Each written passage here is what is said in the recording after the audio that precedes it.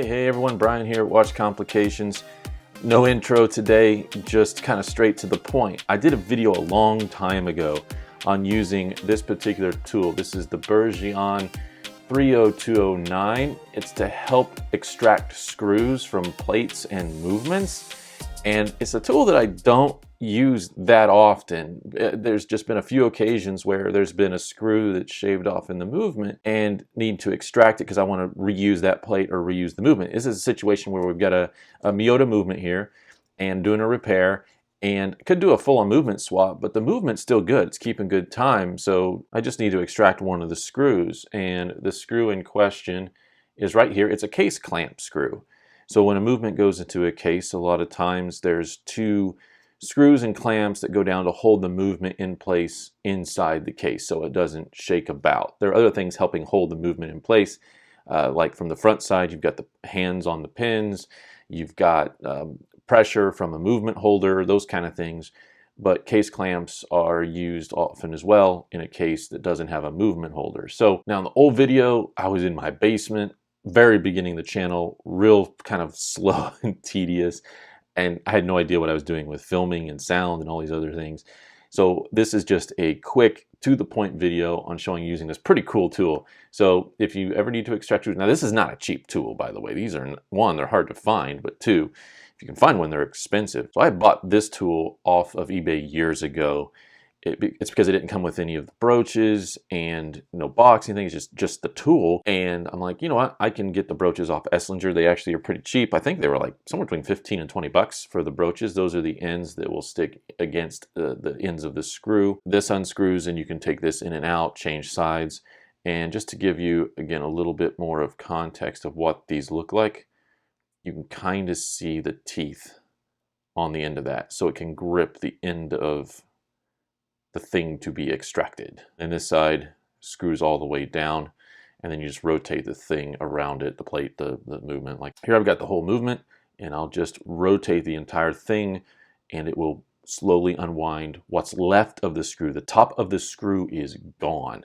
It's just the base of the screw inside the hole. And this happens to be a movement where the location where the case clamp and screw are has an access point on the other side of the entire main plate, which is pretty cool. Over here on the left, this side is where the screw would have been put into the plate.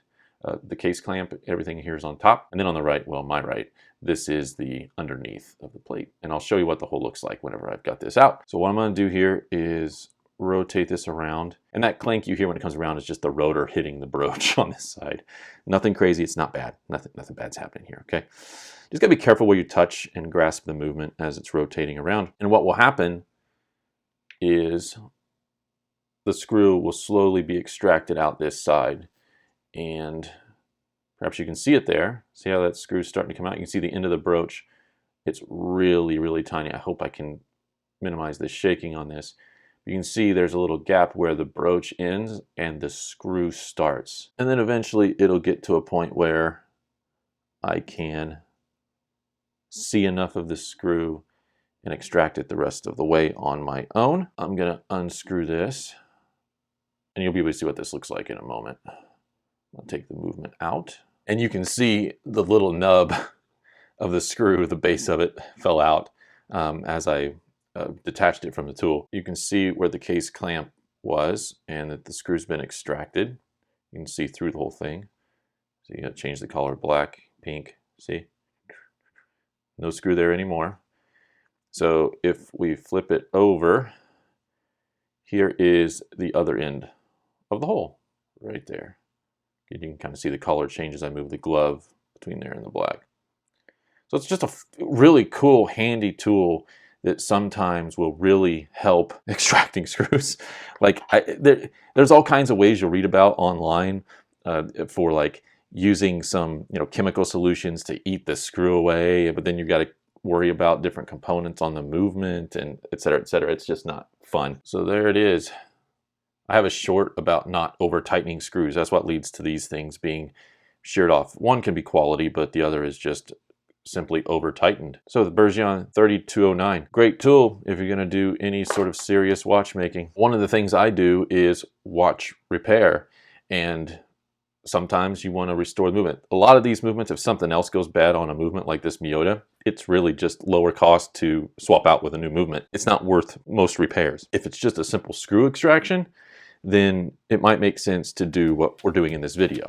Hey, if you liked a little extra video just to show a little bit more fun with a watch tool, hit the like button, subscribe if you haven't. We're almost to 20,000 subscribers. Awesome, awesome. Thanks everybody. Probably have a giveaway soon. I'm out.